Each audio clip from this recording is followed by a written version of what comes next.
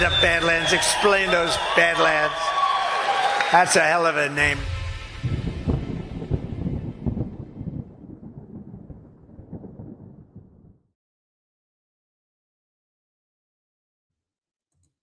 Welcome, everyone, to this week's episode of Breaking History. And we've got quite a number of things to go over. There are a lot of breaking developments that we're going to shed a bit of contextual coloring, as we often do. We might find ourselves journeying a little bit back in time in the course of this exercise. Who knows? We're going to lean into it. There's also some things that I might say about Martin Luther King files that are part of the recently released tranche of classified documents by Tulsi Gabbard, amongst other things. But before we do any of that, how are you doing, Gordon? I'm great, Matt. How are you? I'm okay.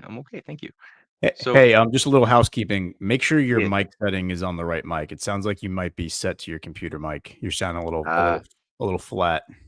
That's a very, it says Yeti. It says I'm using my fancy schmancy Yeti microphone. Okay. It might just be the speakers on my computer. I don't know, but make I'm sure not looking at the make sure the volume on your mic is turned up, maybe just like in the middle position.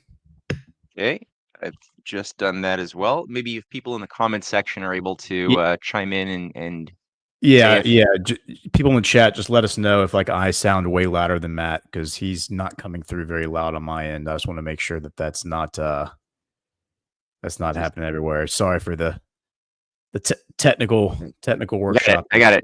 I've jacked up the mic volume. Is that a little bit better? Or? That's definitely better. That's definitely better. Okay, cool. Okay, all right. So I guess before we do anything, I'm going to say a word from today's sponsor or primary sponsor, Van Man, and then we'll jump right into it. So here it is, Van Man. Okay, Van Man's taking down big toothpaste with all natural oral care. Just pure, effective ingredients for a healthier smile. The van never stops. Powered by hydroxyapatite, hydroxyapatite.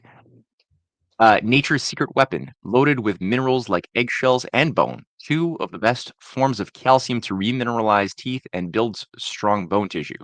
Van Man's tooth powder, combined with pulling oils and peppermint aloe mouth rinse, is truly the ultimate fluoride-free dental hygiene bundle that saves you 25% off of the individual prices. Head over to badlandsmedia.tv/vanman to hop in the van for the ultimate way to care for your teeth naturally. That's badlandsmedia.tv/vanman. All right. Yeah, that's cool. You know, I'm always looking for good fluoride, like non-fluoride toothpaste, and it's very difficult to find anything that doesn't taste like crap as well. But there's definitely a scandal. Like I remember when I was a kid, I would get every time I would go to the dentist office, they would always find cavities, and my teeth were filled with cavities before the age of 8, and yeah, it was really really bad. And then we were my mother and I were suspecting that maybe there was some dishonesty and some abuse in how they were interpreting what a cavity was, and so we went to another dentist's office and never had a cavity again. Never. And one thing that I've noticed is that that particular dentist was of the view, and this is now a growing thing, which was formerly fringe, that that that teeth can heal from cavities. Yeah, that was seen as like something insane to say years ago, that teeth can actually repair. But because they were treated kind of like just dead bone almost, like it's just something you drill into and that's it. But no, it's a living piece of tissue. There's actually electromagnetic circuits and frequent and if you do things in a certain way, we can actually grow back a healthy tooth from a sick tooth. Maybe within a certain threshold that doesn't work anymore. Interesting. Yeah, but so all of this like alternative approaches to dental care now have increasingly over the last few years gotten my attention more than it used to. So I appreciate this ad. That's my roundabout way of saying I appreciate this ad, and I'm looking forward to trying this toothpaste or tooth powder. Nice. Yeah, my mind is very much open to new information as far as medical and I guess dental as well. Information goes. Yeah, absolutely. Well, there's so many. There's like not a single branch of human knowledge that's not tainted by the system of controls that have been set up, and some people can go overboard, but not to go too much on this this topic. But my mother as well has had like thyroid issues for her whole life, and she discovered that if she saw basically she read some papers online and found that when she pulled out her root canals, because she had 4 root canals, when she pulled them out, all of the issues went away for like 6 years, totally healed after years of these like Graves and Hashimoto's disease. Um, and it has a lot to do with the fact that your teeth, this is like the jaw area is like a core node of the electromagnetic circuitry of the entire body, and there's all sorts of nonlinear effects to just, especially having like a rotten tooth, which they do in a root canal. They just like let the rotten tooth just like stay inside your body, and there's definitely some very big negative effects, and also like heart attacks. Like there's signs that that heart attacks or heart issues are caused by issues with your teeth. It's yeah, it's so nonlinear. Anyway, that's a whole other side conversation, but that's what that commercial did. But no, we have a lot of stuff on the geopolitical sickness that is plaguing the world, and the remedies to a lot of these diseases that have been like seeping in and creating gangrene, culturally speaking, over many generations. And so we could talk about any number of topics. There's some very interesting things going on in Ukraine. I know Marjorie Taylor Greene recently used the opportunity of the mass protests that are going on across Ukraine right now against Zelensky's crackdown on the anti-corruption bureau of Ukraine. So he just like went to war with it, passed a law that basically destroys the ability of the anti-corruption agency that's relatively independent to have any influence over carrying out investigations on Zelensky or anybody who's been part of the criminal, graft operation. And that was some weird timing for that one. So now you have protests all across the U.S. Marjorie Taylor Greene said, basically went on the full frontal attack, calling Zelensky out as being illegitimate.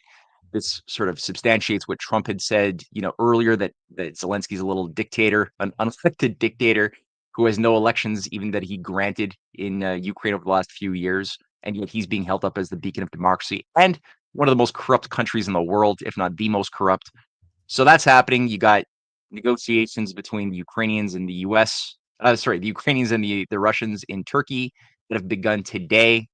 We've got all sorts of things regarding the Russians and the Iranians having joint military exercises, and so much more. So I don't know, Gordon, of all of the things you've been looking at this week, what do you think is the most worthwhile to begin with today?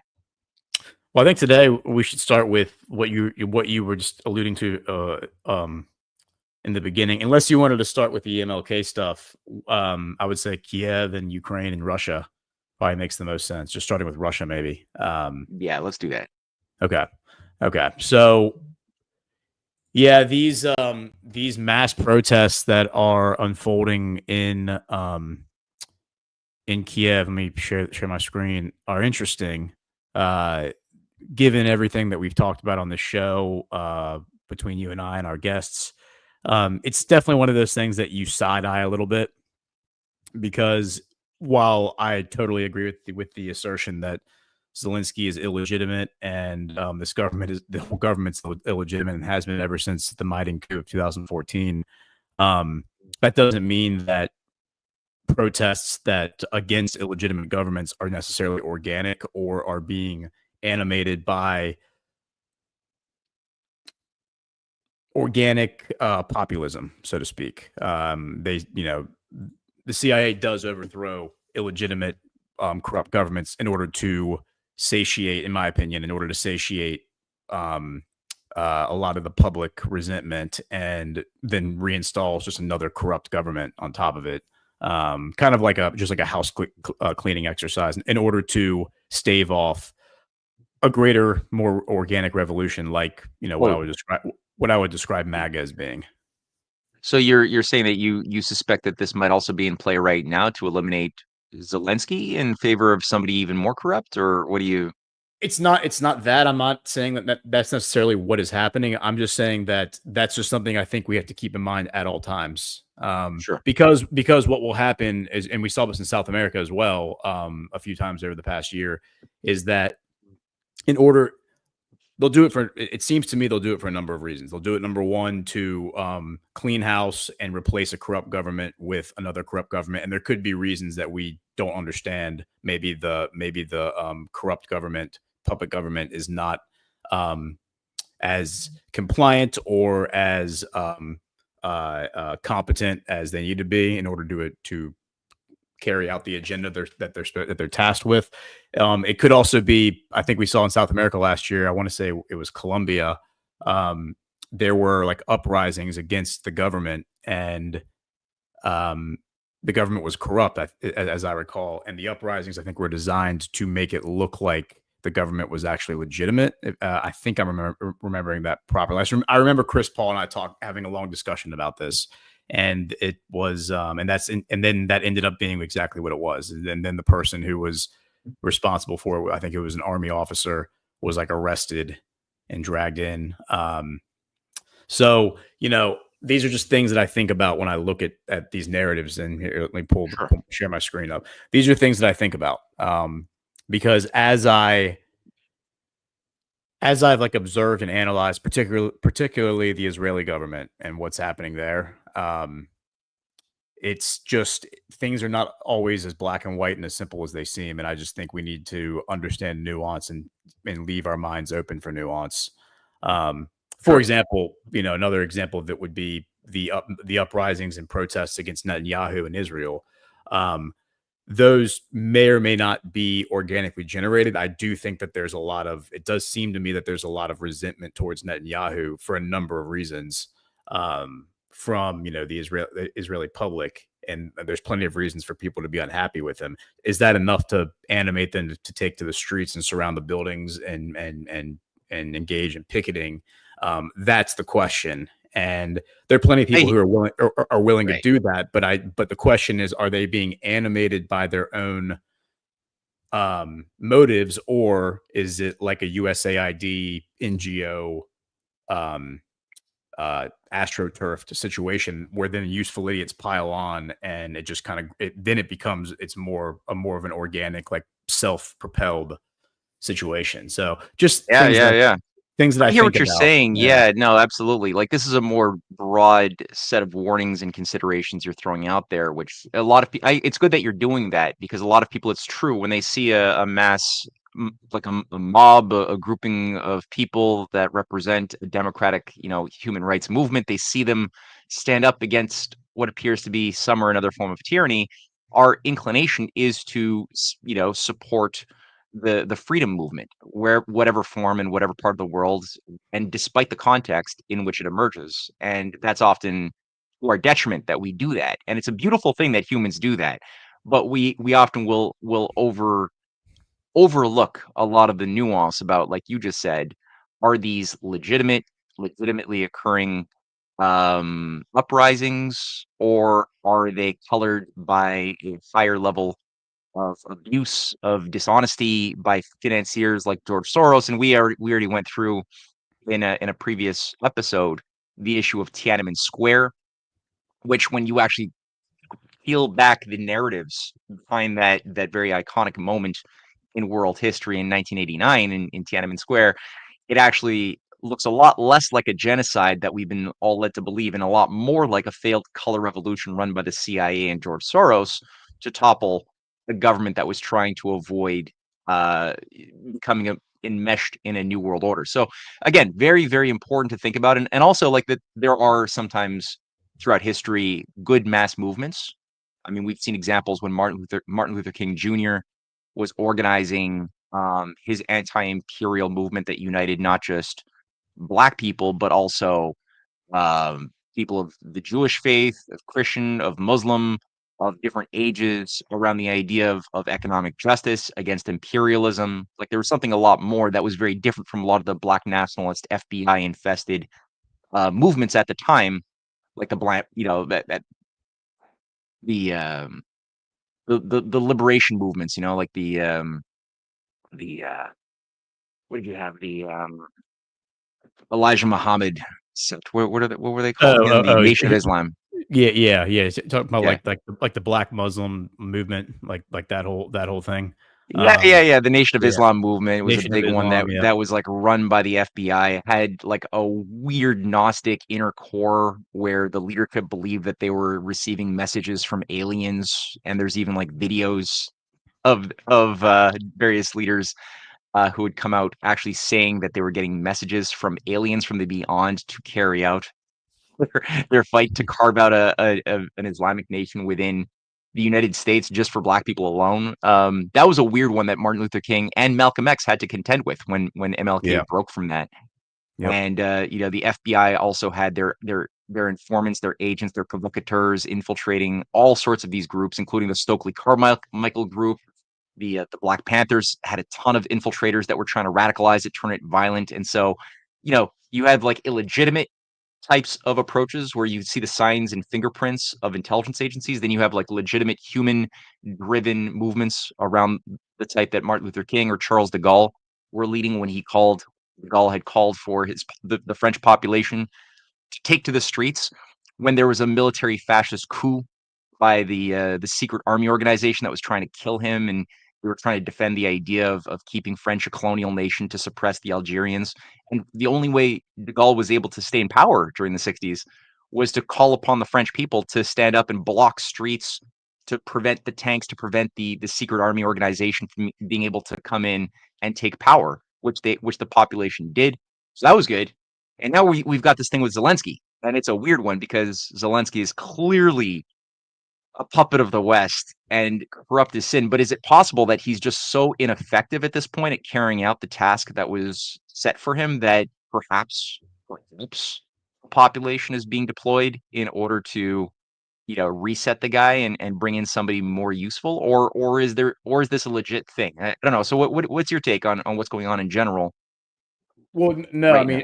exactly, and it could also be. I mean, there's also the theory, like Burning Bright has the theory of, he calls it Our Boy Z, kind of piggybacking off his theory of Our Boy Blue, referring to Joe Biden being either a witting or unwitting asset of white hats. The Zelensky one is a little harder to map onto at its face at the surface at first glance, but there are a few signs that I've been tracking that do lend some credence to Burning Bright's theory, or at the very least raise a lot of questions about what the hell's going on. And the biggest one, I think, before we get to the news, would be Igor Kolomoisky.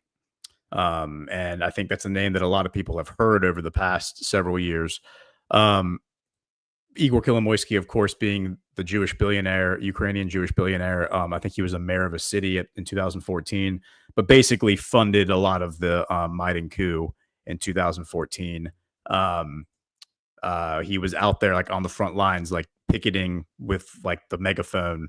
There are like pictures and videos of him doing that, leading the Maidan coup. He funded the Azov Battalion. He funded a number of these militias that took over eastern Ukraine, the provinces that had voted in the referendum to leave Ukraine and join Russia. He's one of the dominant shareholders of Burisma too, or owners through two shell companies in the Cayman Yes. Islands. So Yes, yeah, Burisma. which connects him to Hunter Biden and Yeah. the other nepo babies that are connected to Pelosi and Mitt Romney and the others.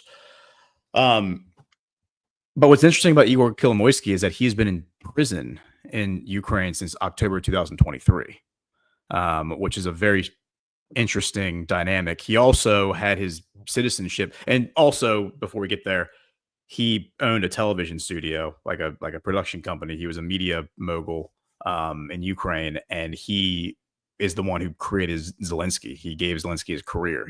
His studio hired Zelensky, put him on television. All those clips that you see of Zelensky like being a jackass on, dressed up in like leather and stuff, those are all on, as I understand it, on Zelensky's television network.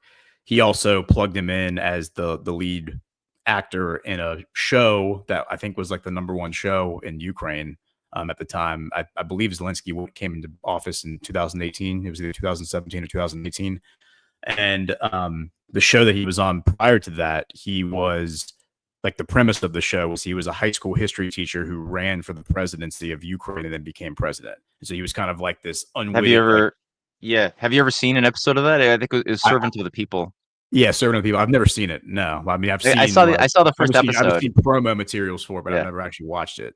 No, yeah, it was a sick joke. I watched the first episode, and yeah, it starts with a bunch of several Ukrainian billionaires who are political kingmakers in some swanky condo penthouse overlooking Kiev, and putting out a gamble. Like they put out a bet that one of them would be able to just take any random person and make him the president of Ukraine.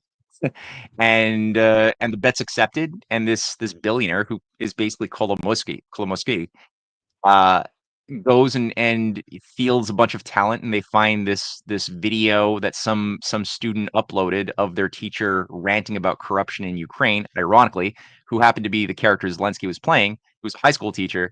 And they're like, okay, yeah, we can use this guy. And you just see these billionaires just putting their money into the machinery that ends up propelling this guy into that position, which is exactly then what happens, because this show was put out like a year before. It was put into the Ukrainian population's psyche the year before Zelensky presented himself as a candidate. So it was clearly, and the whole thing was so contrived. It was such a sick joke. Then, as you pointed out, this guy Kolomoisky, who's been controlling Zelensky's entire professional career, because he came into power as the peace candidate, right? That's why they were sick of the civil war, and it was a civil war in large measure that had been just ongoing since 2014, when Crimea had a vote, and then there was a bunch of dominantly Russian speaking areas of the East Ukraine that everybody knows about in Donbass that basically didn't want to just simply accept neo-Nazi rule, since this coup d'etat was carried out with the support and assistance, and actually it was entirely made possible by Nazi neo-Nazi cults like the C14 party, the Pravi sector, the Svoboda party, that see their candidates who are members of parliament carrying out Nazi salutes. So that these groups became dominant within the defense ministry, within the civil service, like a huge amount of power within the SBU. And so they were being rejected by people who were, 80-90% Russian, was the demographics of Donbass in the east, as well as Crimea. And so they started getting attacked. These population civilian sectors, there was like 14,000 people in the course of those years leading up to the special military intervention in 2022 who were killed.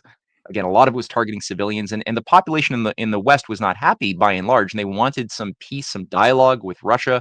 And so that's why Zelensky came to power, because he was supposed to be the guy.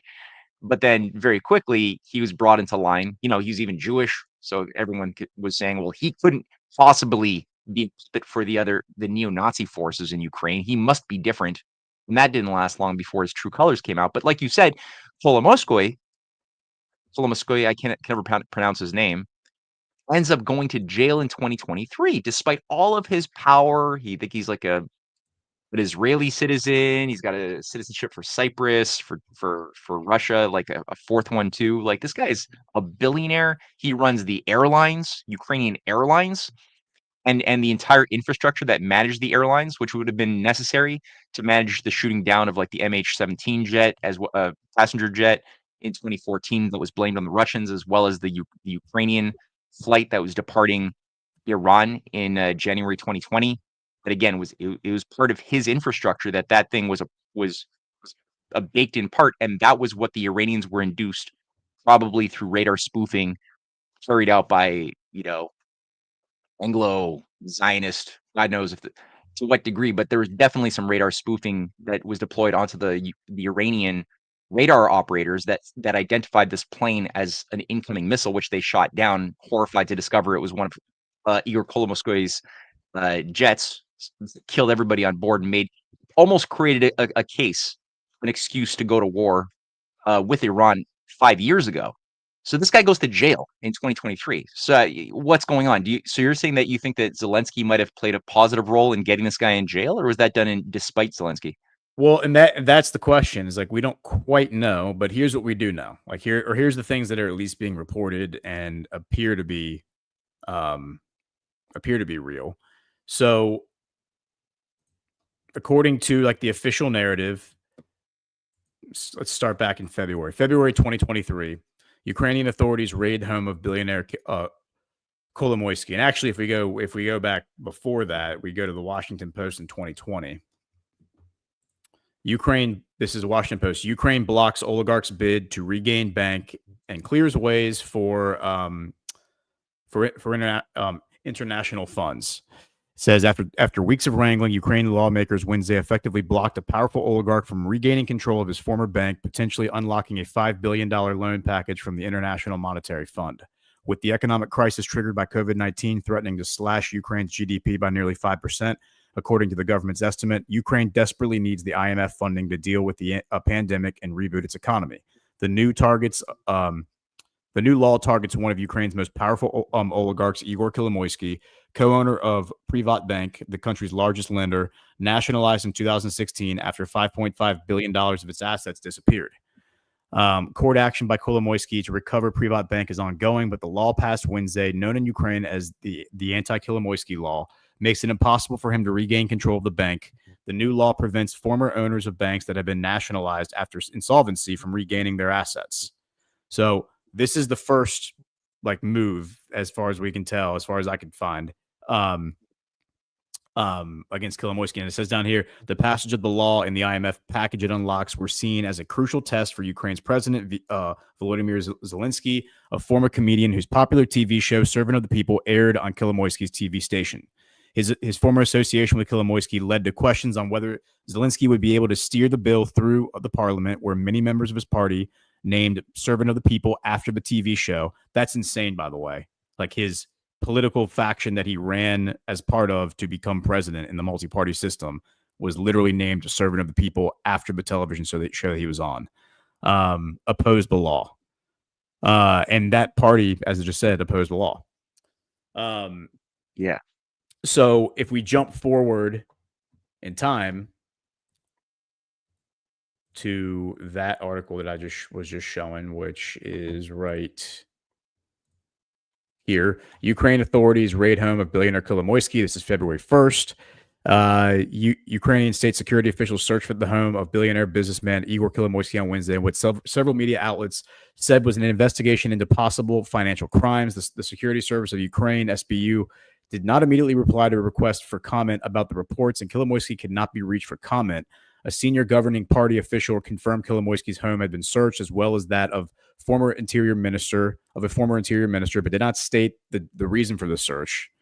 Photographs circulating on social media appeared to show Kolomoisky dressed in a sweatsuit, looking on in the presence of at least one SBU officer inside a large wooden home. Reuters could not immediately verify the authenticity of such images. Kolomoisky is one of Ukraine's richest men and a one-time ally of President Volodymyr Zelensky, who launched a crackdown on wealthy businessmen known as oligarchs in late 2021 before Russia launched its full-scale invasion. Kolomoisky, who is from the central city of Dnipro and owns an array of assets, including one of Ukraine's most influential television channels, backed Zelensky's election campaign in 2019. So 2019 is when he was elected. Excuse me. I thought it was 2018. So then again, we jump forward in time and we get, and this is all, by the way, going to tie to that RT article that's from today. All this is going to tie together. And that's the question. We don't quite know what we're looking at, but I think we just look at the totality of evidence, and then we'll see where we are. September 2nd, 2023. So this is, 7 months later? Ukrainian tycoon Igor Kolomoisky detained in fraud case. A Ukrainian court ordered tycoon Igor Kolomoisky to be held in custody for 2 months on suspicion of fraud and money laundering on Saturday, a striking move against one of the country's most powerful businessmen. The detention of Kolomoisky, who is under U.S. sanctions and is a one-time supporter of President Zelensky, whose election he backed in 2019, comes as Kiev is trying to signal progress during a wartime crackdown on corruption. Defense lawyers said Kolomoisky would appeal the ruling, questioning its legality, but that he would not post bail of almost $14 million in order to secure his release. Broadcaster Radio Liberty reported. After a hearing at a district court in Kiev late on Saturday, Kolomoisky, one of Ukraine's richest men, was shown being led away in a blue tracksuit jacket and in television footage. He could not be reached for comment. The Security Service of Ukraine announced the case against Kolomoisky on Saturday morning, publishing photographs on Telegram Messenger showing him being served documents by security officers and signing them. It was established, and this is a quote, it was established that during 2013, from 2013 to 2020, Igor Kolomoisky legalized more than $500 million hryvnias, $14 million US dollars, by withdrawing them abroad and using the infrastructure of banks under his control, the agency said in a statement. Okay. So then we also go to this in the headline. I'm just going to run through a few headlines and then we can look at it in the totality. Zelensky said, this is from July of 2022. So this is a little over a year before that article I just read.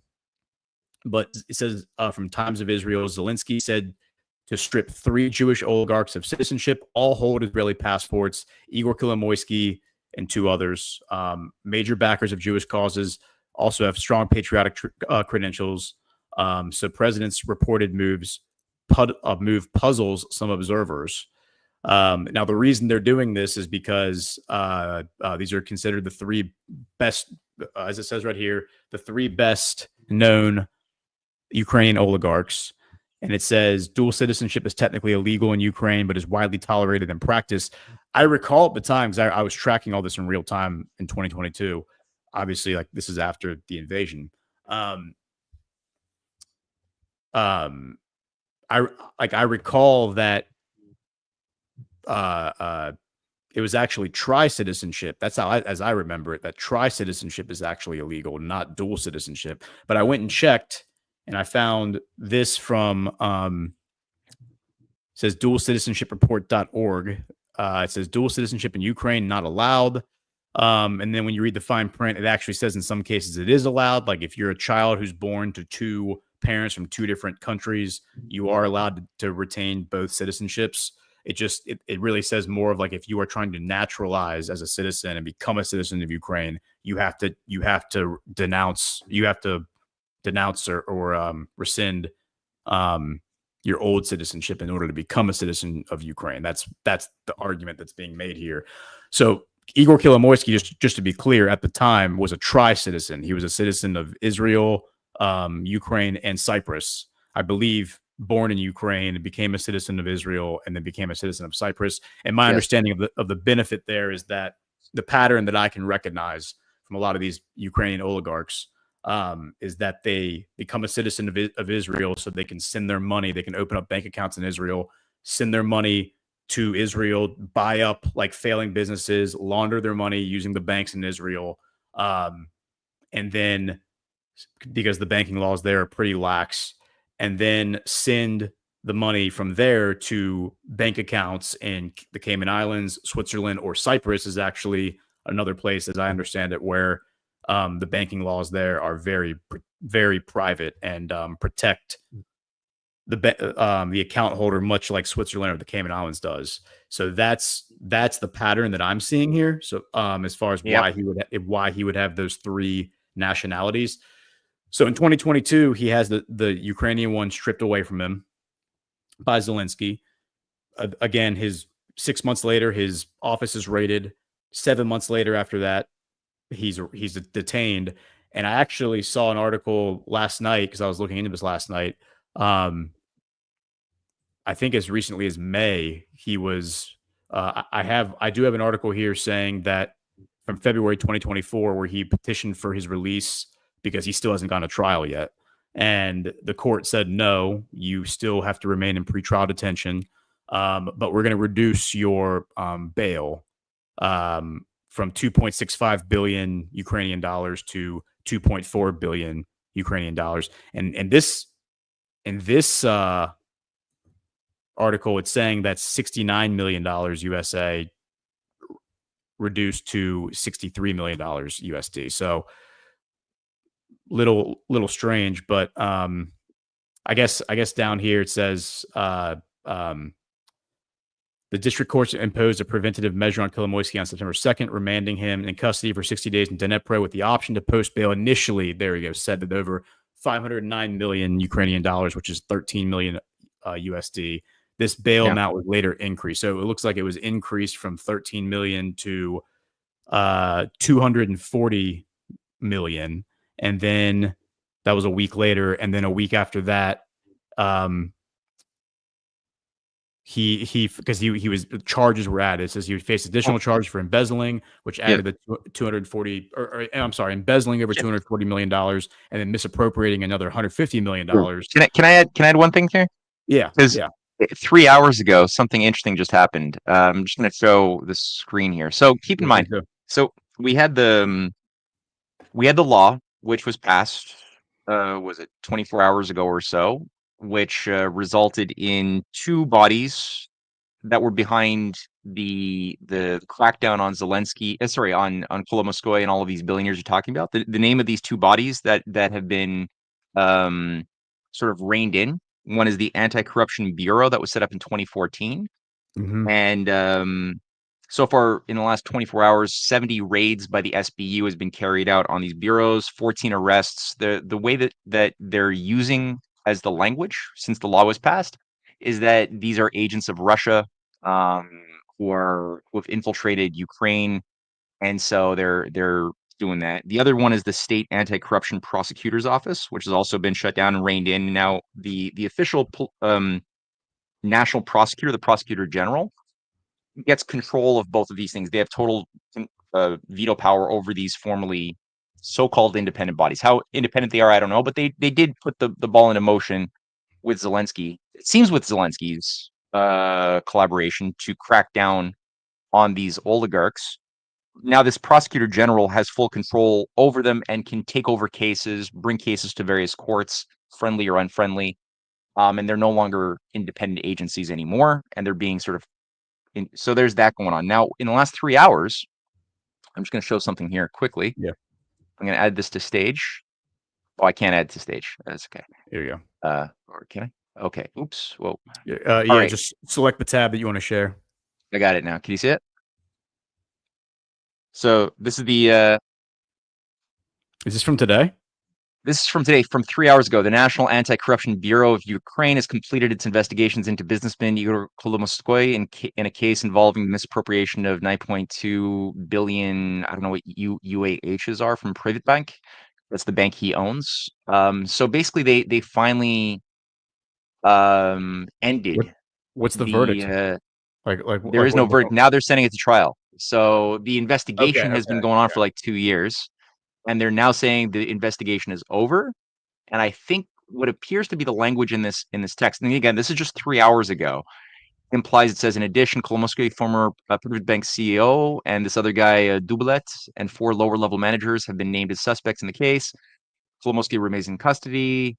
In 2024, the Bureau of Economic Security completed a separate investigation, blah, blah, blah. So it seems like it's going to be going to court, I would imagine. Now, that for me is going to be a big tell of like what's going on. Is now that the investigation has been declared over, there's definitely a connection to what happened 24 hours ago. After 2 or 3 years now, they just announced that the investigation's over. Will they now bring it into a trial? If they bring it into trial, is it going to be in a court that favors Kolomoisky and that gets him off the hook, or is it going to be something which actually brings justice to bear? That's going to be a big tell that'll like test out this theory of whether or not Zelensky is playing a positive role or overtly or not. I guess that's going to be one thing. And the other thing too is for me, like Zelensky he's a sympathetic character. Like I saw the videos, as many probably did, in 2019 when he first went out to the front lines and tried to confront, as the new president, the hardcore Azovs, the neo-Nazis, begging them to stop breaking the peace because they were like trying to negotiate a peace deal with the Russians at the time. And he was like, "Just stop! I'm the president." And they're like, "You're not the president." And they clearly they were just don't respect him. They were picking on him like a nerd in a schoolyard getting beaten up by bullies. And the look of just defeat on this guy's face was painful to watch. And I have sympathy with that memory of him. However, when I hear stories as well, like I'm a little cynical about Zelensky. It's very difficult for me to believe yet that he's possibly playing a positive role based on like just what has come to light of the massive mansions and billion-dollar real estate holdings and his ownership of a casino in Cyprus, like all of this stuff, his $34 billion mansion in Florida, like all Yeah. this stuff has like come to surface, and it's a little difficult to imagine that this guy's actually playing this positive role, but maybe Yeah. he is. I hope maybe. Well, What do you got and there? that's a great point. I think with what you just shared, it makes sense just to go to this article, and we can kind of Yeah, refer back to some of the stuff that's happened in the past 2 years. But I'll say this: it is very difficult to parse like how he possibly could be a quote unquote white hat asset, considering what you just said, all this stuff like him buying all the properties and his behavior and all of that. So it is possible that he is just being game theored, like he is just being manipulated and worked by earnest actors who are trying to basically bring this whole thing to heel. But I look at it's the same problem when trying to analyze Netanyahu. Like it's trying to analyze Netanyahu is like the worst thing that's ever happened to Israel in like the modern era, because if you look at the trajectory of what Israel's on right now, Israel, the Jewish supremacy state of Israel, the Zionist state of Israel, is absolutely on a path of self-destruction. That it is basically already self-imploded, but it's just like a dead cat bounce at this point. And that's largely because of Netanyahu. And it's kind of universally recognized, or it's becoming universally recognized, that he is prioritizing his personal situation and trying to avoid being prosecuted over the national interest. And that is leading like Israel into conflict after conflict after conflict. And it's just bad. It's bad press for Israel. It's bad optics for Israel. It's bad politics for Israel.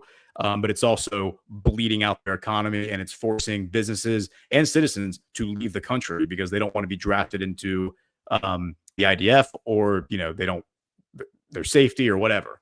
But their economy is in bad shape right now because of all that.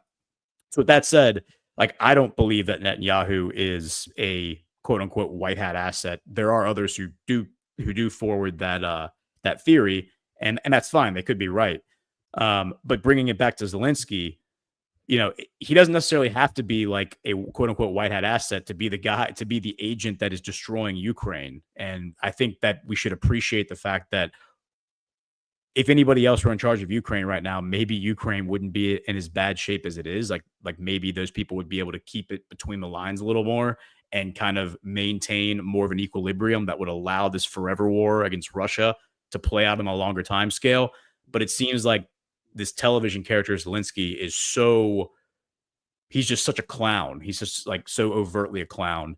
And the media did such a ridiculous job building him up as like this legitimate statesman. And now I think everyone just understands that he's just a douchebag in a tracksuit who, was a failed comedian or a pseudo failed comedian turned politician. I guess you could argue he's a successful comedian, having the most popular show in Ukraine when he ran for president. But going back to this article, this is where things are going to get weird, I think, for people listening. So this is from today. Mass protests against Zelensky crackdown on anti-graft bodies. What we know so far. The decision to take over the NABU and the SAPO have sparked outrage and accusations of authoritarianism.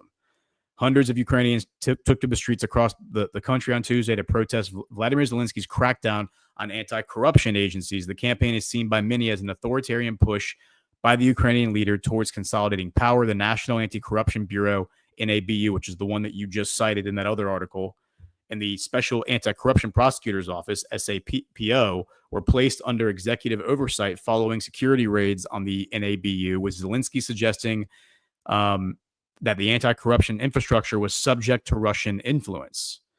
What are the NABU and the SAPO? The NABU and the SAPO were established in 2015 as part of a Western-backed initiative to combat high-level corruption in Ukraine.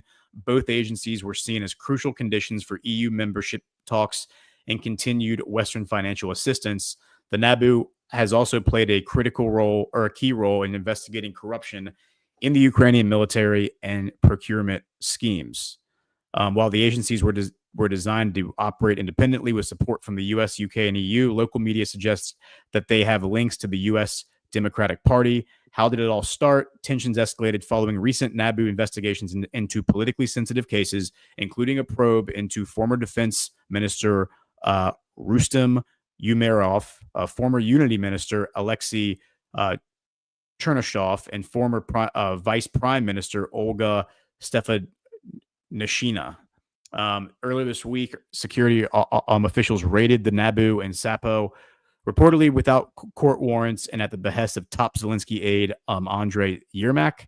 The raid resulted in the arrest of one senior official on suspicion of cooperating with Russia. On Tuesday, the Ukrainian parliament approved legislation that placed the NABU and SAPO under the purview of the prosecutor general, which was signed into law by Zelensky the same day. Political schism at the top. The move sparks backlash from MPs and Zelensky's political rivals. MP Anastasia Radina warned that the reform would cripple Ukraine's anti-graft system and render it purely decorative. Kiev Mayor Vitaly Klitschko, a critic of Zelensky, accused the government of using the war as a pretext to dismantle the anti-corruption agencies and pushing Ukraine towards authoritarianism. MP Yaroslav Zelezniak warned that the two agencies would completely lose their independence. Grassroots outrage. This is the next section. Protests have been taking place across Ukraine with rallies in Kiev, Lviv, Dnipro, and Odessa. Demonstrators chanted "Veto the bill," carrying signs reading "Shame, treason, and we are not suckers." Others shouted "Zelensky is devil" and "F Yermak," referring to the Ukrainian leader's powerful chief of staff. The Ukrainian leader rejected the criticism, insisting that the anti-corruption infrastructure will work just without Russian influence. This is where it gets interesting. Vasily Meliuk, the head of the security service of Ukraine, claimed that the authorities are fighting Russian intelligence, not the anti-corruption agencies, arguing that people in the agencies will be delighted by the changes.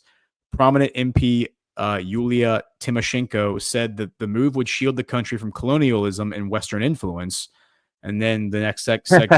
That's hilarious. Coming from Yeah. Tymoshenko, who was in prison from 2010 to 2014 for hardcore political corruption. She was the darling who was installed by George Soros and the CIA in 2004 into the top power position. That didn't last too long because she was so eyeballs deep in heavy corruption. And then as soon as the Maidan is completed and Lukashenko, the pro-Russian government is ousted, all of a sudden she's absolved of all of her crimes. She's released from prison and she becomes a political player again. And she's the one coming out celebrating how Ukraine's going to be so much more independent and free now that these agencies have been taken down. Yeah. Well, this is all coloring that just raises more questions because it becomes very hard to parse what this is. Let's finish here and then we'll talk. The original Maidan protest began after Yanukovych, who also opponents of the reform have drawn parallels with Ukraine's 2014 Maidan protests, which paved the way for the Western-backed coup in Kiev and the ousting of then-President Viktor Yanukovych, with some protesters accusing Zelensky of betraying Ukraine. The original Maidan protest began after Yanukovych, who also faced criticism over perceived authoritarianism, abruptly scrapped legislation for closer integration with the EU. The Group of Seven, G7, said it has some serious concerns about the situation regarding Ukraine's anti-corruption agencies. Katerina Maternova, the EU's ambassador to Ukraine, hinted that the bloc could reconsider its backing of Kiev, writing on X, it is as important as ever to preserve the reform achievements to maintain the support needed to prevail over the enemy. The Wall Street Journal also urged that Zelensky's political gamble could strip Ukraine of much-needed support in the conflict with Russia. Meanwhile, an Economist report described the development as a full frontal assault on the Maidan-era reforms, adding that it implies that something sinister is at work. Quote, "The vote to undermine Ukraine's most consequential anti-corruption reforms casts a shadow over the country's future course," it said. So this is a really, really bizarre situation because just to kind of like recap and lay out like how confusing this is for the audience. Like you said, all of these people who were installed in like the 2000s by the CIA and its partners, are arrested on corruption purges starting in 2010, including the guy who is installed as interim president, Alexander Turchinov. He like is arrested for destroying files related to the crime boss, Simeon Mogilevich. Then Yanukovych, whose name's I always trip over his name, who comes into power in 2014, scraps a law that would have brought Ukraine deeper into the orbit of the EU. And that's what leads to that's the thing that's considered the catalyst that launches the Maidan coup, which is backed by Igor Kolomoisky. The Azov, he then creates the Azov Battalion. The Azov Battalion comes into existence and invades Crimea, invades the east, takes over those areas, and starts basically targeting dissidents who are opposed to, this EU-aligned Ukraine, and basically want to join Russia.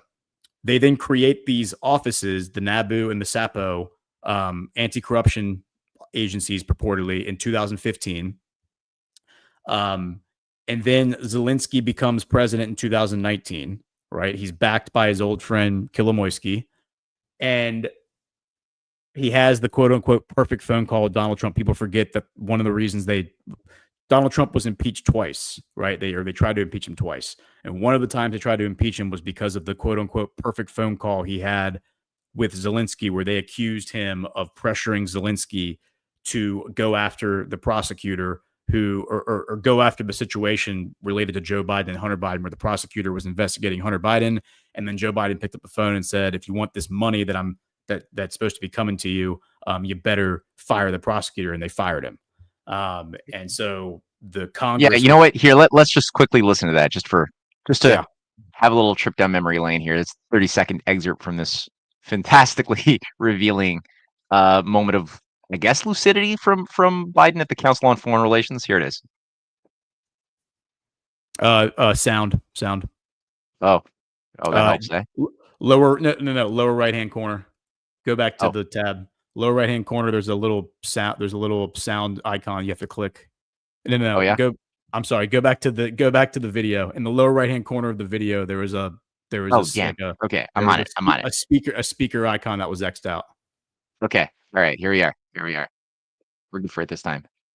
Entire screen. Allow. Okay, here we are. Do you see it? Yep.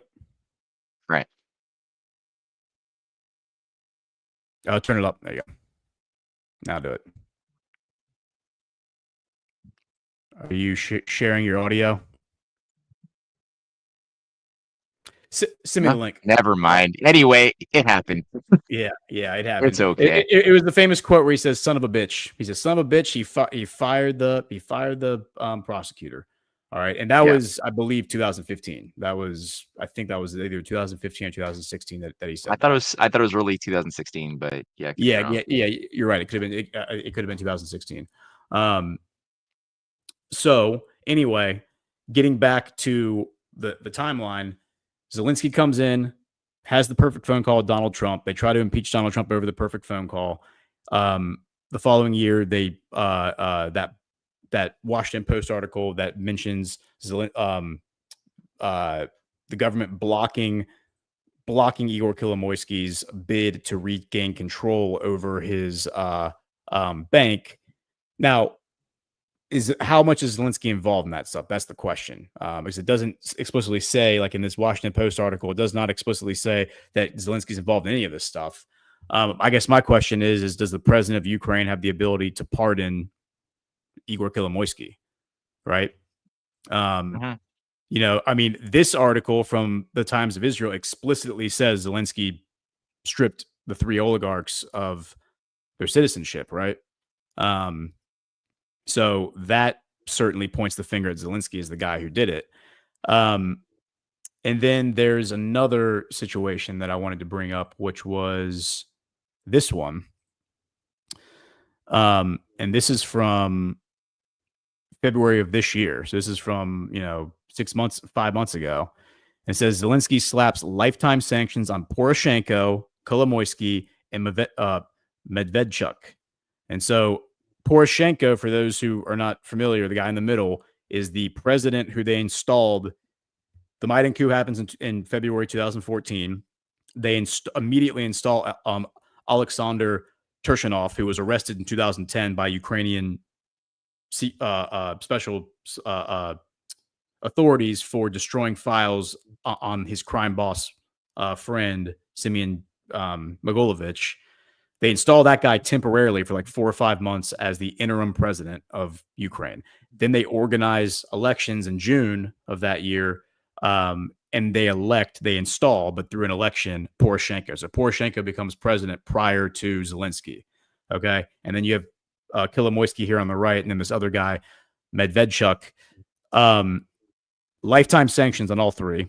The fresh sanctions will severely restrict former President Petro Poroshenko's political aspirations and business activities. His supporters claim the move is politically motivated. It says, according to the SBU, most of those sanctioned are subjects of ongoing criminal investigations by the agency or other law enforcement bodies. The report alleges that during the presidency, Poroshenko made Ukraine dependent on Russian energy and the Kremlin-controlled puppet republics in Donetsk and Luhansk. As for Kolomoisky, the SBU states that he is under investigation for money laundering, embezzlement, and other financial crimes. President Zelensky on February 13th imposed indefinite sanctions on former president and current member of parliament Poroshenko, businessman Kolomoisky, and pro-Russian ex-lawyer Viktor Medvedchuk, who is also a close friend of Putin, according to a presidential decree. The National Security and Defense Council, chaired by Zelensky, approved the sanctions on February 12th. Also sanctioned our businessmen, and they named some businessmen. Mentioned that Zelensky is or Kolomoisky is in pretrial detention.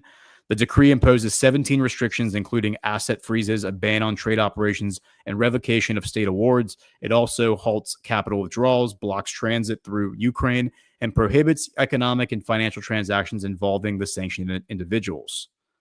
The document further bans participation in privatization and state property leasing, restricts access to Ukraine's radio frequency spectrum, and suspends public and defense procurement from entities linked to the sanctioned individuals. Additionally, the sanctions prohibit technology transfers, intellectual property transactions, and land ownership acquisitions. I mean, basically, it just prevents them from doing anything whatsoever in Ukraine ever again. They're not even allowed to do transit through Ukraine, meaning they can't even travel through Ukraine to get from one border to the other. That's the way I read it. That is certainly interesting. Now, again, the Kolomoisky thing, this thing could go to trial, and it could just be a show trial, and he could be let off with an acquittal, right? And then maybe all this goes away. That is certainly possible, but it just seems like what would the point of this whole exercise be to do that, other than maybe just to placate tensions within the Ukrainian population? But if you back up to the Maidan coup, so the Maidan coup happens in 2014. They install Poroshenko in June 2014, and then they create these two anti-corruption bureaus, agencies in 2015. What is the point of creating all of those anti-corruption bureaus if you're basically planning on going after your own guy, Poroshenko, right? Like, ultimately, you're going after your own guy, Poroshenko, 10 years after you created the anti-corruption agencies. That doesn't make any sense, right? So the way I'm reading this, unless this thing plays out like in a show trial where everyone's acquitted and everything is forgiven and everything goes back to the way it was before, which seems unlikely at this point, something has changed in the calculus between 2015 and 2025. I'm sorry. No. Yeah. Go ahead. Finish your hypothesis. Well, something has changed in the calculus, and just to throw yet another wrench in all of this, like another wrinkle that doesn't make any sense, is this. This is from the U.S. Department of Justice. It's dated January 20th, 2022. It's 1 year after Joe Biden was sworn into office. And it's related to that other article, the Washington Post article about blocking Kolomoisky from getting a Privat bank, like regaining control. It says United States files civil forfeiture complaint for proceeds of alleged fraud and theft from Privat bank in Ukraine. The United States filed a civil forfeiture complaint today in the U.S. District Court for the Southern District of Florida, alleging that more than $6 million in proceeds from the sale of commercial real estate in Dallas, Texas, which property was maintained and improved using the proceeds of embezzlement and fraud from Privat bank in Ukraine, are subject to forfeiture based on violations of federal money laundering statutes. The civil forfeiture action is the fourth such action filed in connection with the same alleged criminal activity. In August 2020, the United States filed 2 actions in the Southern District of Florida alleging that commercial real estate in Dallas and Louisville, Kentucky was acquired using funds illegally obtained from Privat bank in Ukraine as part of a multi-billion-dollar fraudulent loan scheme. It filed a third suit in the same district in December 2020 alleging a property in Cleveland, Ohio was similarly involved. The 4 complaints allege that Igor Kolomoisky and this other guy who owned Privat bank, one of the largest banks in Ukraine, embezzled and defrauded the bank of billions of dollars. The 2 allegedly obtained fraudulent loans and lines of credit from approximately 2008 through 2016, Obama's term, by the way, when the scheme was uncovered and the bank was nationalized by the National Bank of Ukraine. The complaints allege that they laundered a portion of the criminal proceeds using an array of shell companies' bank accounts, primarily at Privat bank's Cyprus branch, before they transferred the funds to the United States. So there's Cyprus again coming back into this. And it says, as alleged in the complaints,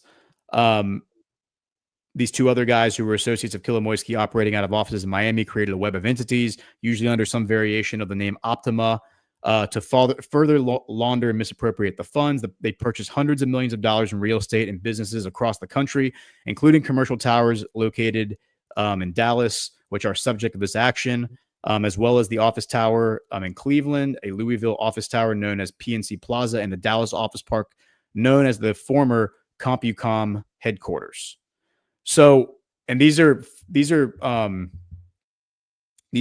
civil forfeitures, meaning that the government's going to seize these properties as part of like a criminal investigation. Okay, they're going after Kolomoisky. Like this isn't Donald Trump going after Kolomoisky. This is ostensibly Joe Biden's DOJ going after Kolomoisky. Now, people who are not attuned to John Harold's devolution theory would think, well, isn't this going to kind of make Kolomoisky look like like this kind of creates the perception if it's Biden's DOJ going after this guy, then maybe he's a good guy, right? Maybe Kolomoisky's a good guy.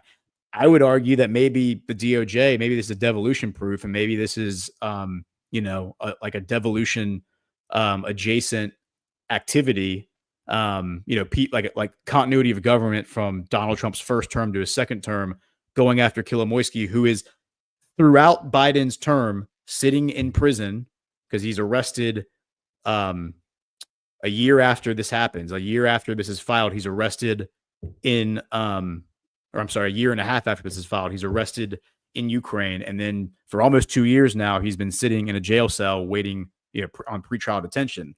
So whether it's Donald Trump or Joe Biden in office, that doesn't seem to change the fact that Kolomoisky is being targeted and being brought down by ostensibly Zelensky's government. It's hard to make sense of how the relationship between Zelensky and Kolomoisky plays into this. There certainly are articles pointing to that as a head scratcher, like how is Zelensky allowing this to happen? And then today, as we just reported or relayed, the NABU said that they had completed their investigation into Kolomoisky, meaning that they're now ready for trial, or perhaps they're ready for trial, or they're closer to going to trial on the same day or the day after this totally organic protest takes to the streets, and the whole protest is over the exact same office that just said they've completed this investigation. And that office is also being taken over by Zelensky, who now says, I'm in charge of this office now. So the question is the takeover by Zelensky of this office related to the finalization of the Kolomoisky investigation? And how does this protest against this move chart to all this, right? Like, how does this all map on? Like, these are important questions, I think, because like I've said before on my geopolitics show, it's hard to know what exactly is happening on the ground and what stories we're being told that are totally fabricated in fiction. Um, but what we can parse is how are entities reacting to these narratives that are being deployed? Like, how is the Washington Post reacting to something? How is the Democrat leadership reacting to something? How is Mitch McConnell reacting to something, or Lindsey Graham? How are like certain entities reacting to a story? That tells you a lot about the story itself, and also about the people who are reacting to it. So I look to those signals as, to inform me, or to develop an opinion on, or a theory on what is actually happening, which of course it's impossible to fully know without um all the data, which we're probably not going to get maybe ever, but at least until these criminal cases are wrapped up. Yeah, no, these are good considerations to hold in mind. And one of the things that I think, again, just to restate, I guess one of the big litmus tests will be what happens next. Now that we know that, like I was pointing out, it was just announced that they finally ended the investigation on Kolomoskoy. It's going probably to trial, so we'll see now what are the consequences of that. The other thing too is that I mean, today was the first day of negotiations in Istanbul between the Ukrainian side and the Russian side. We know that up until now, Zelensky had put for many years, I think, as soon as the first negotiations were sabotaged in April of 2022, right after the special military operation began. There was, I mean, it seemed like there was a great success. It was going to finally be resolved. Ukraine had a lead negotiator who agreed to most of the Russian terms, to not ever join NATO, and to respect the votes, the referenda that had happened in the east of Ukraine and Crimea. And it seemed like some reconciliation was going to finally happen. However, he goes back to Ukraine and immediately dies. So coming out of that sabotage, there was an edict passed by Zelensky. At least he signed it. Whether he wrote it or not is another question. But it was passed preventing any discourse with Vladimir Putin or with Russia, to the degree that Vladimir Putin is the head of state, which made pretty much all negotiation completely impossible.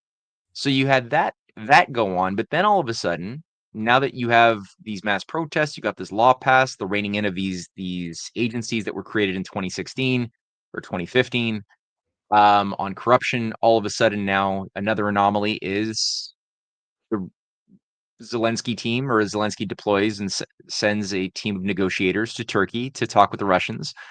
Up until now, it doesn't seem like, according to Peskov, that the draft memos that both have put forth as the basis of any type of negotiation and agreement exist in the same universe, that they're irreconcilable so far, as has been the trend up until now. Just quickly, what you pulled up a post there on Twitter from RT with this. Yes, this is RT, and just like an hour ago, they posted both the Russian and Ukrainian delegations are at the Saragon Palace in Istanbul. The negotiations are supposed to begin about now, and then they just posted and said before, like 20 minutes ago, the heads of the Russian and Ukrainian delegations are currently holding a bilateral meeting at Saragon Palace. Yeah, right. So again, the outcome of this is going to be interesting too, to lend credence to your hypothesis and to what you've laid out earlier. Is this going to be just another flub of many flubs, or is there going to be a change in spirit from the Kiev side, from the Russians, from the Ukrainian side, that allows for some progress to be made for once? So these are all like useful things to hold in mind. Inversely, I would say, as far as like just having been a close watcher and analyst in Canada, that in many cases organized crime is useful, but only within limits. So, like, we recently had in Canada, here in Quebec, where I live, a province, a French Canadian province, 2011. So organized crime was always huge. It was always really big. The Bronfman dynasty, the Bronfman gang that we've talked about, that are tied into all sorts of nefarious global mafia operations, drug money, like laundering, all sorts of things, including Jeffrey Epstein, including Jeffrey Epstein's operations in Israeli intelligence. So you got this thing high up in the chain of command in organized crime, which is the Bronfman dynasty. They're big controllers even today. of the Liberal Party. Stephen Bronfman is the treasurer of the Liberal Party, major handler and childhood friend of Justin Trudeau, close collaborator of Mark Carney, who's himself got all sorts of associations that we see in photographs of him and Ghislaine Maxwell in London. So you got this thing. But despite the crime that really, I mean, this thing was built up during the Cold War in a very, it existed before the Cold War, but it really played a very geopolitical role internationally during the Cold War, and Canada was no exception to that. And we had in 2011 something called the Charbonneau Commission, which was an anti-corruption commission that heard a big chunk of the political top brass who were getting bribes, doing providing favorite special contracts to construction companies that were tied to the mafia that would just leave a suitcase of cash somewhere and they would get the contract. So that had been the way things had been done for a long time, and all of a sudden there was this big out of the blue crackdown on this corruption. During this time, and again, it was a huge sweeping overhaul of many people in positions of political influence in the civil service as well as in organized crime itself. But in my assessment, that was just done because the era of that type of corruption was no longer expedient when they wanted to transform the character of the corruption to something much more legit. Like it had to be more internalized as a system, like kind of like what they did in Brazil too, in South America with the Lava Jatos. So you had all of these politicians who had engaged in corruption in Latin America, especially Brazil, but they weren't evil either. But they had to be ousted in favor of a new technocratic elite to be introduced, who would be sold as being the clean, uncorrupt peacemakers of Brazil that were then installed to bring in IMF and other reforms that would break the back of the nationalist movement of Brazil and of other Latin American countries. So you had that type of, just like we had like the dishonest use of mass human rights protest movements at different times, so too have we had the misuse of anti-corruption movements by the very oligarchy that groomed and incubated and cultivated the machinery of corruption in the first place. And then when it's no longer useful in that form, they would then introduce moral interventions to clean house, but only to bring in a new, more visceral technocratic agency. And Chrystia Freeland even wrote a book on this in 2013 on how this is going to work. And it was a book that was kind of like a manifesto threat. And keep in mind, Chrystia Freeland is Ukrainian, hard promoter of the Ukrainian hard right neo-Nazi groups.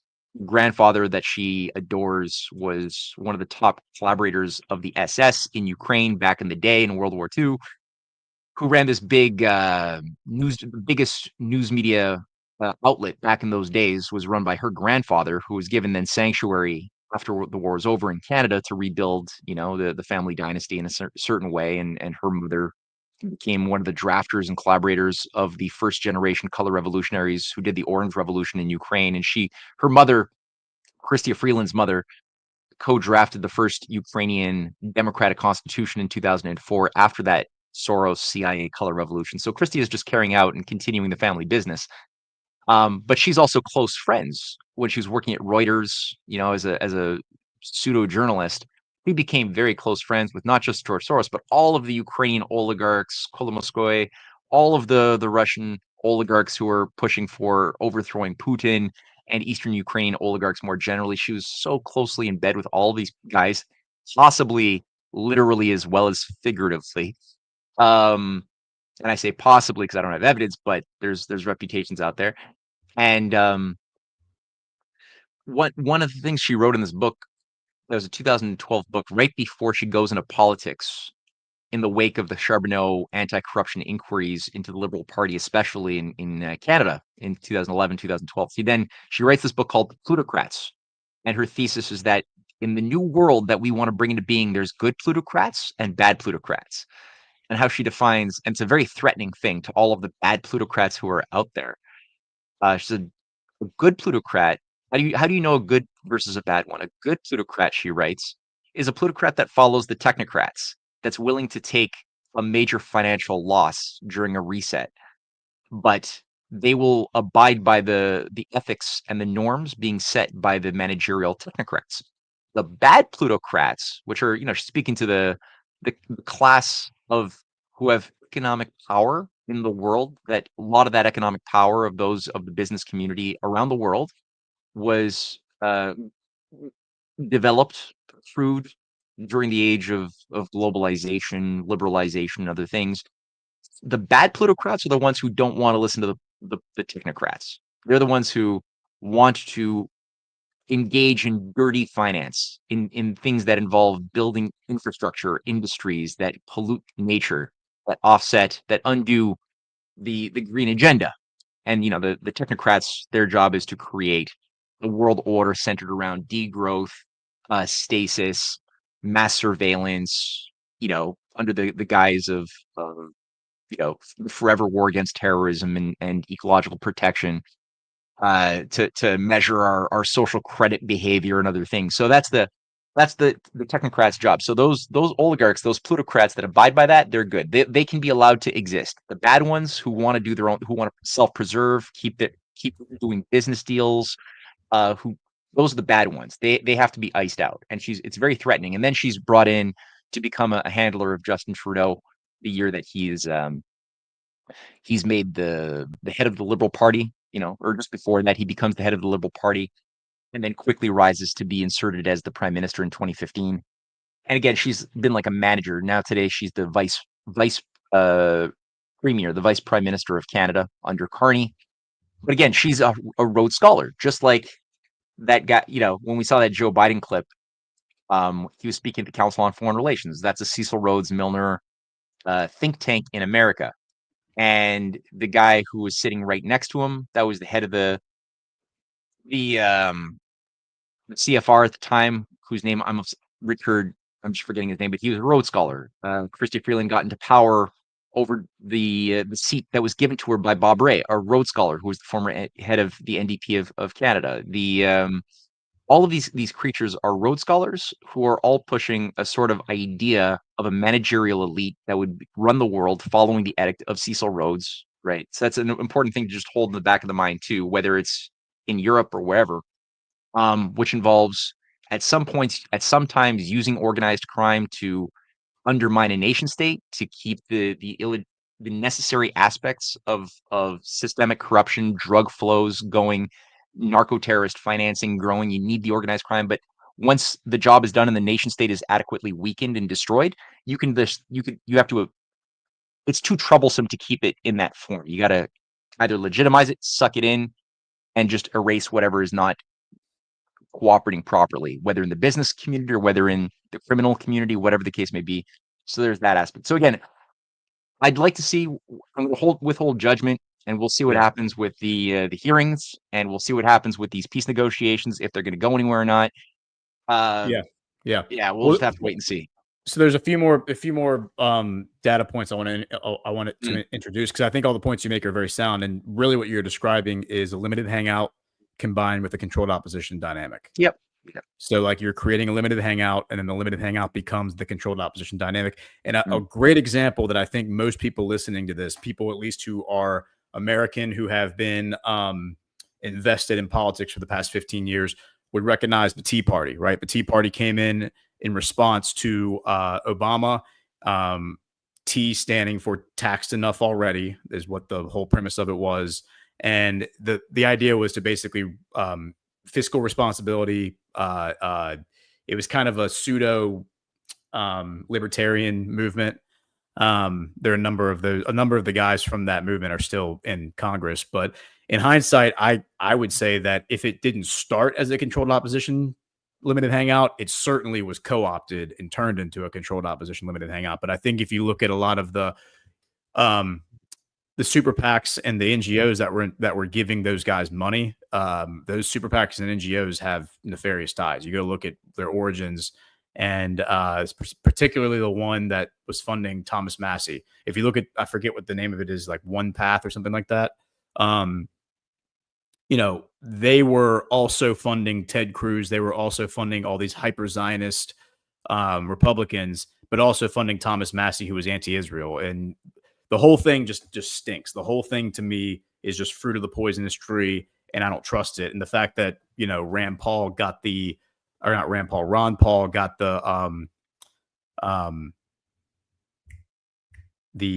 candidacy taken from him, the nomination taken from him at the Republican convention and national committee in 2012 is just clear-cut evidence that the whole thing was just, I mean, not clear-cut, but it's strongly suggests that I think the whole thing was either co-opted, or it was designed to be a limited hangout, or it was just cut out from underneath. But well, it's like Occupy Wall Street for the left, right? So just Yeah. like you've had the Tea Party operation to capture the mass base of understandably beggrieved, angry patriots, so too at the very same time you had the same operation to capture the very understandably, rightfully angry left that were both equally angry at the turn of the transformation of the USA into this zombie empire, soulless state which had carried out so much destruction onto the world, so much injustice, so much benefit for only the upper 0.1%. So you had Occupy Wall Street, and there was maybe you could say that at the very beginning there was some legitimacy, some potency to it, and then very quickly, within like 2 seconds, it became very clear that the George Soros operatives and money was all over this agency too. So they're capturing both sides at the same moment. Oh, for sure, yeah. And that's the thing is, it's like if you want to think of it, because I think all theories at this point are viable. Like, we don't know for certain what it was, but if you want to look at it like from the premise that it was always supposed to be a controlled opposition dynamic, it's a pressure valve. It's like a pressure release valve, because you have all of these people who, I remember in 2010, I just graduated from college and I was becoming increasingly interested in, you know, what was happening politically. And like, I was listening to talk radio and all that, but in hindsight, the stuff I was listening to was very much like limited hangout stuff. But in order to give these people something to do, to spin their wheels and burn out their energy, you got to give them a little playground, a little sandbox to play in. And that sandbox is something like the Tea Party, right? So that would be the argument that I would forward for the Tea Party was always a limited hangout, and it was designed that way, at least from the early stages. But again, if it started organic and it was co-opted, it's kind of the same thing. I mean, it doesn't really matter once the net effect is in place. Because it then alleviates concerns that we don't have a handle on this. Like, it gives people assurance, who are people like me who were driving around. You know, I was doing sales at the time, driving around, going from call to call, listening to talk radio, that, oh, something's happening. People are on it. Like, we still have a hand on the wheel, so to speak. We, the people, still have a hand on the wheel, so to speak, of like our government and our like governing systems. That's what it provides. And then like Occupy Wall Street gives the left the activist class a sense of our voice is being heard because the media is covering what we're doing and we're getting our message out. And it's like, because again, if people run out of those opportunities, then they start to get more drastic, and then it turns to something that the regime can't control, because it can become more drastic, such as electing Donald Trump president in 2016, which required, you know, a lot of the people from the Occupy Wall Street movement coming together and coalescing with people who were disillusioned by the Tea Party and were like, wow, well, that thing was totally like a screw up. A lot of the Bernie bros came over and voted for Trump in 2016. That's my point. Yes.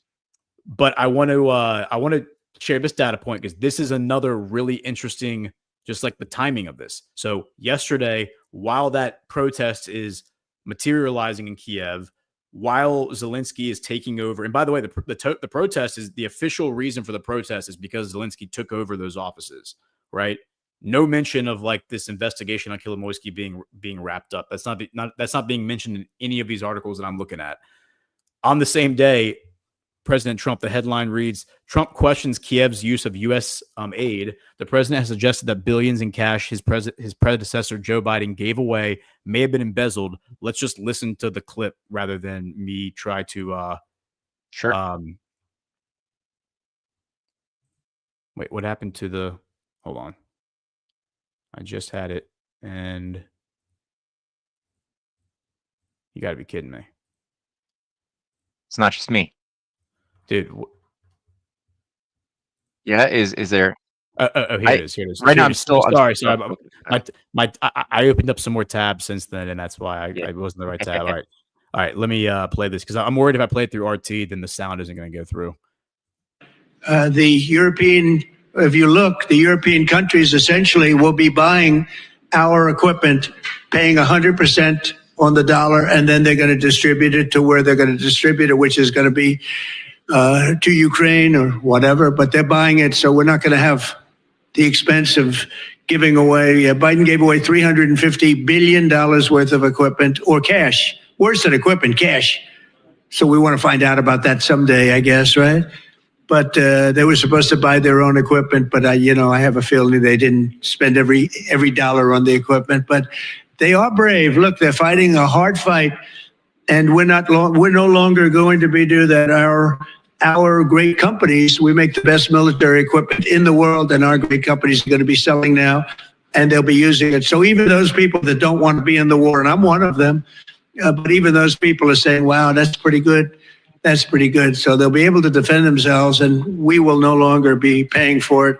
And I think that's a very big thing.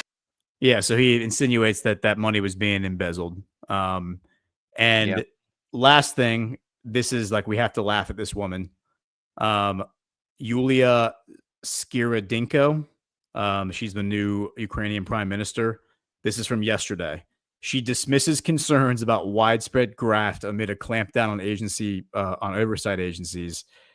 She says, quote, "To be frank, within Ukrainian society and certain social groups, the issue is being amplified and emphasized." She's cited recent polling data suggesting that while most Ukrainians believe corruption is widespread, far fewer report encountering it directly. On Monday, Ukrainian security officials raided the offices of the country's independent anti-corruption agencies, and established in 2015 as part of judicial reforms aimed at aligning Ukraine with Western standards. The NABU has long been seen as one of the country's few credible anti-corruption institutions. The raids have sparked serious concerns from the ambassadors of the Group of Seven: Canada, France, Germany, Italy, Japan, and the UK and the US, who said the issue would be formally raised with the Ukrainian leadership. So, again, they create these agencies in order to placate the Group of Seven, like the West, so that they can ultimately join the EU and join NATO eventually. Those agencies then ultimately go after Igor Kolomoisky and a lot of these guys who ostensibly were allies of the U.S. establishment, right? And then now those agencies are being raided and seized, like taken over physically by Zelensky, who's supposed to be their boy, right? But they're all like pulling their hair out saying, "What's going on? Why is Zelensky doing this?" Well, isn't Zelensky your guy? I thought this was your guy. Why are you upset that your guy is doing this? Like, if Zelensky's your boy, then why are you upset that he is arresting people who are part of this anti-corruption agency who he says are aligned with Russia, basically have been co-opted by the Russians? You would think that all of the establishment people would be applauding him for, cracking down on Russian interference, which is a term we've heard ad nauseum for the past 10 years in Ukraine. But this prime minister, you can't help but laugh at her. She's talking about, well, there's not really that much corruption in Ukraine, as they are raiding the anti-corruption offices, arresting the people in the offices and saying, oh, these people have been basically bribed or are otherwise working for the Russians. The irony is pretty strong. Yeah, it's thick. Well, look, I think we've tackled this in a number of directions, and unfortunately, I just looked at the time and I realized that I have a 2 p.m. that I have to get into, which requires some preparation work beforehand. So maybe what we can do is transition to the second commercial of today's show while you look to see if there's any worthwhile comments or any super chats or anything like that worth bringing up. So I'm gonna just go to the ads, and here we have Club. I think Club is the next one. Yes, here we are. Okay. Pet Club 24/7 taps into nature's ancient secret, a rare ultra potent strain of medicinal mushrooms cherished for millennia for their incredible immune supporting powers. It's completely safe, no additives, no side effects, no worries about overdoses or clashing with meds, just pure natural strength for people and their furry companions. Pet Club invites everybody to join a wellness revolution. Their all-natural products transform lives, one pet and one person at a time. They elevate health, boost pets' vitality, and offer a new way to feel unstoppable. Visit badlandsmedia.tv/Pet Club today to unlock this game-changing solution for pets and their owners. That's badlandsmedia.tv/Pet Club, where Pet Club redefines wellness with love and care. Pet Club 24/7, because pets and their parents deserve to feel their best every single day. I would imagine that's probably not like psilocybin psychedelics, right? I mean, that you're not going to trip out with your pets, are you? Or have you tried this stuff? Like, what is this? I have not tried it, but it might be the microdosing stuff. I know people who've done that, but I am not sure. So we'll have to defer to the manufacturer on that. But I haven't tried yeah, it. Sounds it's a very original commercial. I gotta say, it's very points for originality. I'm very curious. So the other promotion is going to be GART. So let's just play the GART ad. Here we go.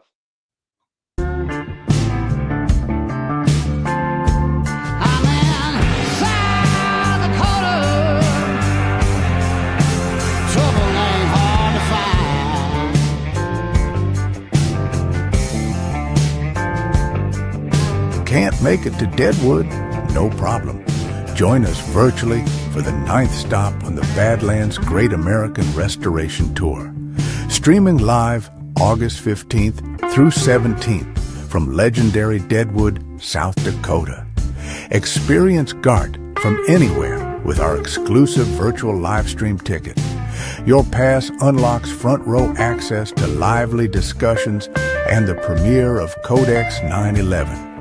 All from the comfort of your own home. Make new friends and have your questions answered live from the group chat. Grab a ticket to join us in Deadwood.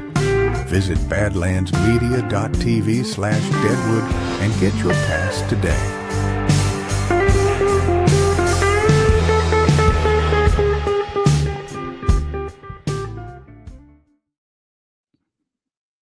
All right. So any comments or anything like that coming in?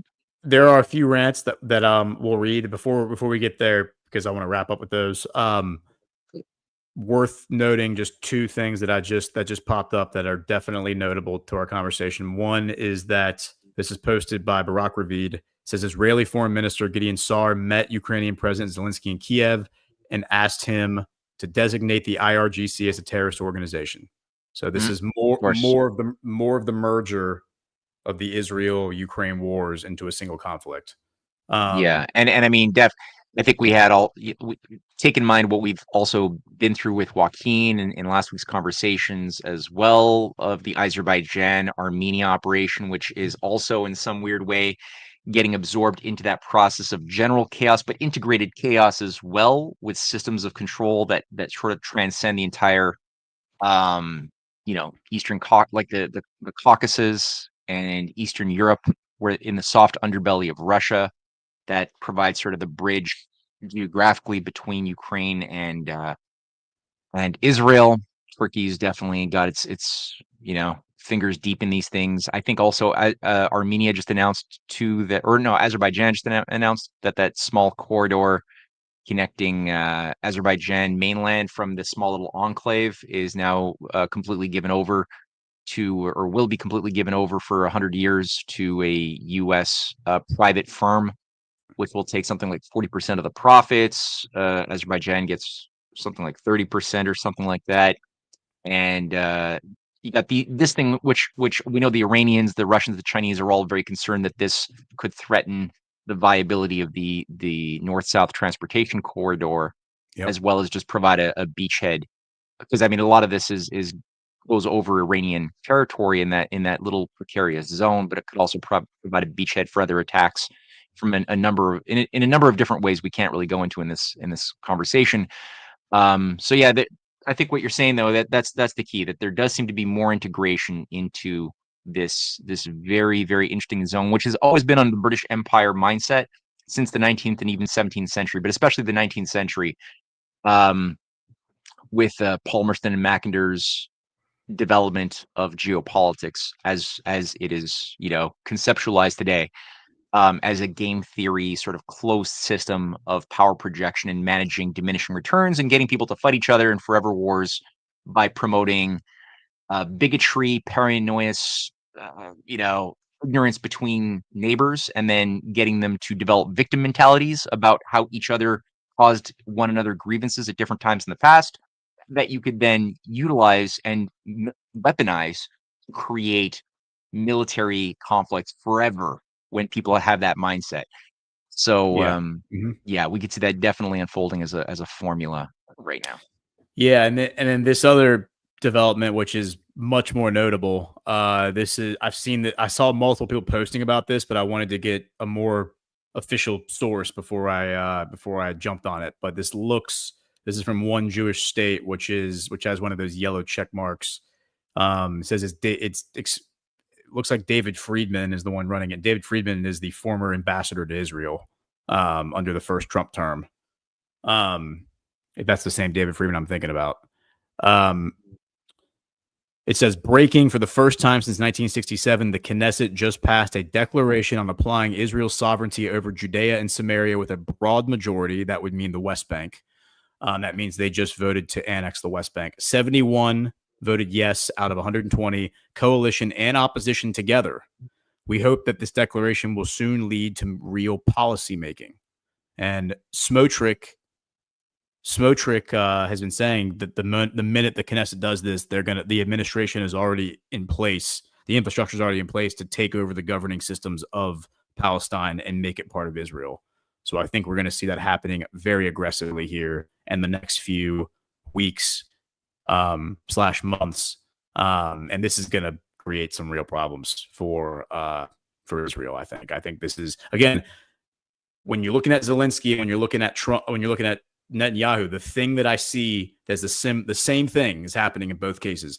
Both of these men, by hook or by crook, regardless of what their real motives are and what is actually animating them, they are leading their respective countries into the table saw, and they're going to be destroyed.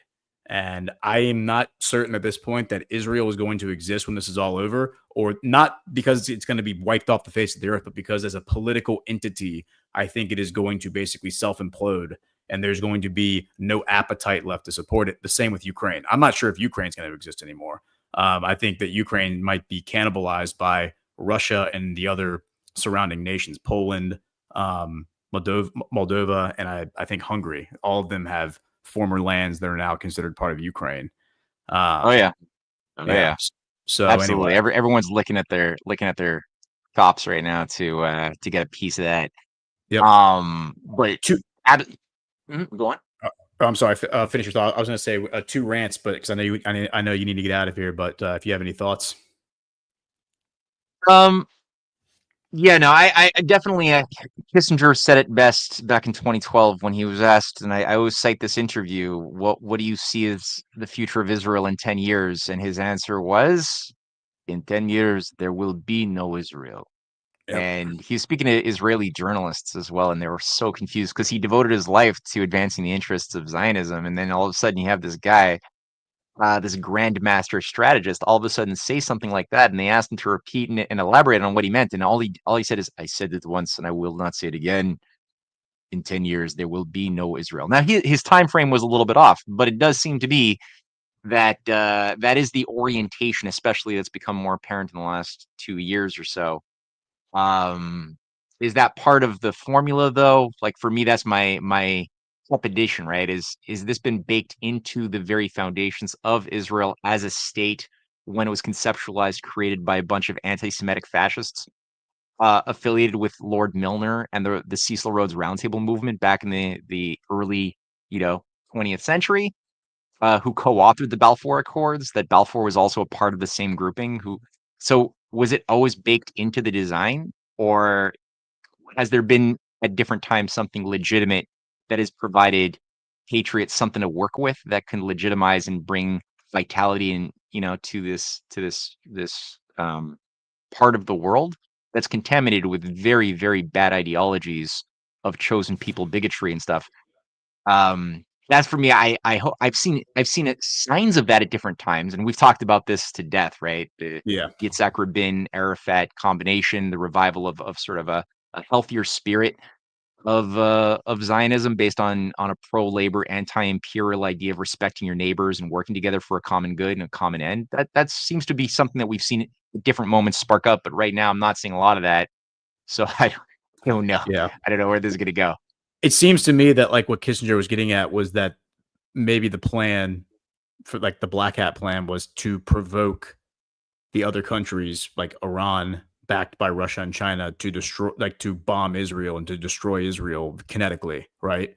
And then Yeah. that would, and then like this, like the sacrifice of all those people from like the satanic perspective, the sacrifice of all those people would then create an appetite among the West to go to war with the East and create the conditions for an actual kinetic world war, like a widespread kinetic World War III, just like we had with World War II.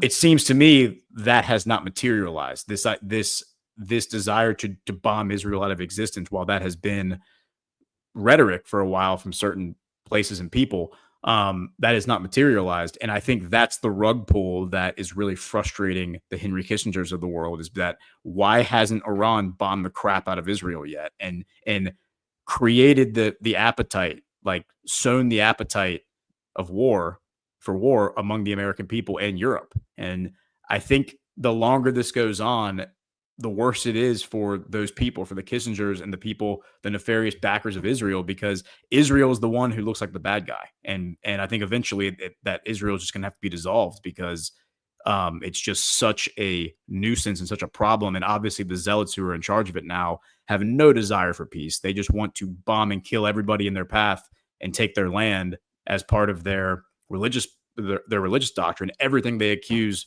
Iran and others of being. And so that, to me, if there is a white hat plan in place, and I tend to think that there is, that's the rug pull. The rug pull is that Iran, whatever was in Iran that was animating it toward war with Israel, has been diffused. And basically everyone's in like a stand down, stand by mode, waiting for Israel to tire itself out so that it can be properly dealt with in a political, diplomatic way, which is not going to bode well for the Netanyahu's and his backers. But let's hit the rants so we can get Matt out of here. C Meadows, $5. There are a lot of men in these organic, quote unquote, organic in quotes, Ukraine protests, when rumors are that men are being yanked off the streets and sent to the front lines. Such a good point. Such a good point. Like, we're being told that they're out looking for men left and right, and you have hundreds of men gathering for these protests. Why is the military not just coming in and dragging all these guys away and saying, all right, you're now going to serve on the front lines? It's a good point. There might be a legitimate explanation for that, but it is definitely one of those it's one of those contradictions you have to look for. And then the other rant we had, I'm sorry, do you want to respond to that? Well, I was just going to add too, like I was just reading as well how even in the military evasion cases, just to see how much this thing is breaking down morale-wise and everything, because there's thousands of these videos of people just walking their dogs and getting kidnapped and put into one of these recruitment vans, and cases of like women and strangers just coming off the streets to defend some random poor young guy getting like kidnapped and pulled into becoming part of the meat grinder and sent off to his death. And military evasion cases have hit 25,000 in the first 5 months of this year. It's a record, and it's projected to top 61,000 by the end of the year, according to Ukrainian court records. And that's the unauthorized abandonment of a unit. In January, it was 44,992 cases. In all of 2024, it was 35,000 cases, and in 2023, it was 12,000. So you can see that it's really spiking exponentially as far as growth of people just like abandoning their units. And like the amount of death is so underreported. It's like there's cases now of cemeteries just over flooding, and Zelensky is still saying it's like 46,000 people have died, and the reality is more like 1 million. And people know that. Like, everybody in Ukraine knows family, friends who have been sent to the front lines and died, their organs harvested and sold abroad on the black market. So you got this just terrible demoralization from the Ukrainian people who are just now seeing that this is going nowhere. They're it's like the case of the Vietnam War where we would just send more and more young men to go off and die to take a hill and just be ground down to a hilt, in a nation we had no business being in. And then once they got the hill, their assignment was to keep the hill. They had no other objective. There was no clear goal in mind to end the war, because the point of the war was to have it go on for as long as humanly possible, to just, one, enrich the military industrial complex, but number two, really waste away the United States, and the best young minds of that generation of baby boomers were designed to be destroyed and demoralized by that war, which did happen pretty effectively. And now you got a whole, messed up generation of people who've been traumatized, who have not had any resolution and don't know how to think straight, because all they had at the same time as this was happening was a shit ton of nihilistic literature being brought into their schools, and drugs in all of the campuses being provided by the CIA, and just just a Dionysian hedonistic cult ritual that was absorbing so many of them into hating their nation, into thinking that everything America stands for is evil and should be destroyed, which then, they took into their experiences as they rose up in positions of influence in academia, in the corporate world, and in the political world, to train people like Barack Obama. You had figures like the Weather Underground's Bill Ayers and Bernardine Dorn, who went through all of this stuff, and they became, high-level handlers of Barack Obama and company, working to destroy the USA from within. So all that to say, it's the Ukrainian population has had enough. They're demoralized, and this needs to stop. Yeah, I would agree with that. All right, 2 more rants. Ashley D, I'm so technically retarded. I will never be mad about either of you two. I appreciate that. Yeah, I've certainly have plenty of technical issues on my solo show. Garden Guys, $2. Is it true that Zelensky has multiple estates in Florida?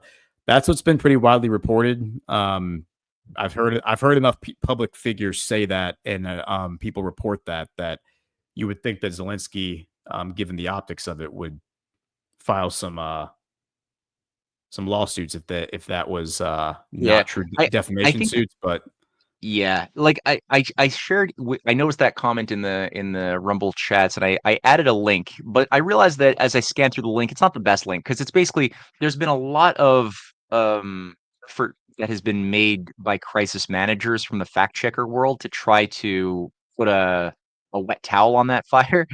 So there's a lot of denial, but they use a lot of technicalities. So one of the things that came up in the Pandora Papers of 2021 was that Zelensky's massive graft, that program that began before he even got into politics, operates through a very elaborate set of shell companies through British offshore, unregulated Cayman Islands and other, Virgin Islands areas, which are global money laundering centers, because there's no regulation, there's no oversight of anything. It's very easy to get away with anything. And you can use your shell companies within shell companies within shell companies. It becomes very difficult to identify who owns what. So I have seen very responsible investigators who have done a lot of the heavier digging, who have produced the work on WikiLeaks and other things that demonstrated how Zelensky, through these shell companies, was an owner of a vast array of it. I think it got into the billions of dollars worth of real estate internationally. Scott Ritter also did a decent 2-part series on Agent Zelensky, a 2-part documentary, which is really well done, surprisingly well done. That goes through both the British intelligence handlers who've been managing Zelensky now for forever, but also his corruption and graft, pointing out specific properties in Ukraine, in Georgia, in Turkey, in Cyprus that are directly tied to Zelensky. Now, I think for the case of the Florida luxury mansions and stuff and properties, it seems like the fact checkers use the technicalities of the degrees of separation between the shell companies and his assets, and how some of his assets were like given to a friend. And because he gave them to a friend, it means that he doesn't own them. So thus it's all part of a far right-wing conspiracy. But if you cut through all of that garbage and you kind of just look with a clear head top down at how things operate, yes, it does seem like he has these US properties, or had in past tense, before he gave them to his friend. And by the way, like I've worked in real estate development, and it's not uncommon for even like people who aren't quote unquote famous, people who are just trying to keep a low profile, not because they're shady, but just because they don't want people digging into their personal life, to form an LLC to buy a piece of property, even like their own house, right? Like people's single family homes could be under an LLC just because they don't want their name out there associated with like a property because people have paranoia or whatever. So that's not like totally absurd for an LLC to purchase like a single family home on behalf of an individual. That happens a lot more often than people probably realize. But anyway, I digress. Yeah, so we'll wrap it up there. We only gave you about 7 minutes to get ready for your show. So good luck with that, Matt. We will see y'all tomorrow night. We're going to do another bonus episode this week. Tomorrow night, Breaking History, 10:30 Thursday night. And we will see you then. All right. Till tomorrow. Thank you so much for joining us, and don't forget to hit the thumbs up on this video.